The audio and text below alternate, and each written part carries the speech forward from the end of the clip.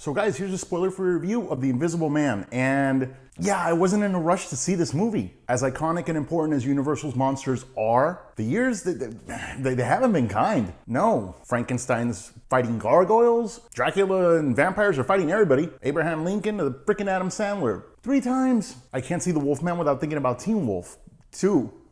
And The Mummy, while fun, is more wannabe Indiana Jones, no matter how many times they do the movies. The Invisible Man character is different and unique. I mean, he's invisible. So any reboot, update, reinterpretation, facelift, it's all based on the surroundings and the environment. What tools you use in the room to build tension. So yeah, it's different. Speaking of tension, this movie is nothing but tension. From the opening frame. No, I take that back. From the Universal Pictures logo reveal. Thanks to that frickin' music score. It's just this one beat distorted like deep bass thing that's dark and freaking totally awesome. So cool. Yeah, and do not be late for this because the first 10 minutes of this movie are out of hand. It's important and it's really well done. I was like, man, I hope the rest of the movie's this good. It's got something to live up to now. And man, you are tense and uncomfortable throughout this entire freaking movie. Where Shallow Hal was fun, Hollow Man. Where did I get Shallow Hal from?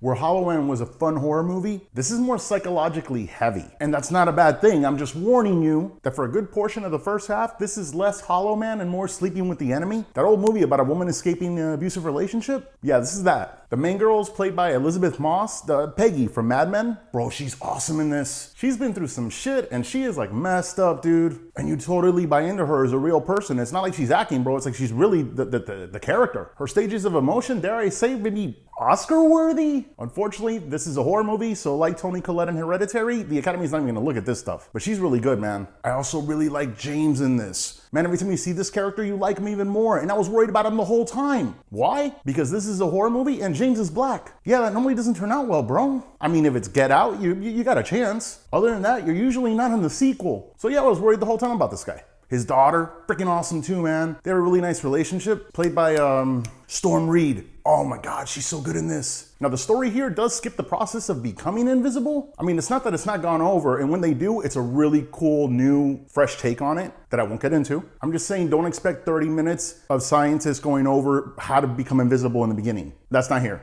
This goes right into the journey of a woman moving past an abusive relationship and how it could still haunt you even after you leave. By the way, the Invisible Man in this, I'm pretty convinced he's a freaking ninja because he's hunting this girl in San Francisco. That's my hometown, wood floors everywhere, bro. And the fact that he's getting around the house and you don't hear creaking on the floor, yeah, freaking ninja. Still, there's always a feeling that there's somebody there. And you don't get any hints or signs for a while. All you do is get like magnificent camera angles, just like looking at a couch that no one's sitting in and just zooming in carefully. It's a cool effect, dude. Yeah, you feel it. I'm just saying, for the first 40 minutes of this, the Invisible Man is pretty much kind of a metaphor for real life fear that a victim feels after they leave a really severe abusive relationship. And it's heavy and really uncomfortable because it's real world horror. Yeah, thankfully he starts messing with her a little bit harder and you do start seeing the signs that he's there, taking the film out of PTSD mode and putting it kind of into a horror movie again. And I'm not calling it a PTSD movie in a bad way. No, it was deep. This film just might be a little bit heavier than people are prepared for. And it is brilliantly filmed and written. It's clever, man. Now you do have to suspend disbelief in some parts when it comes to aren't there any cameras around? And you do want to scream at the screen at some point like, bro, isn't anybody seen this? Because you want people to believe her. And yeah, when you see somebody on screen saying,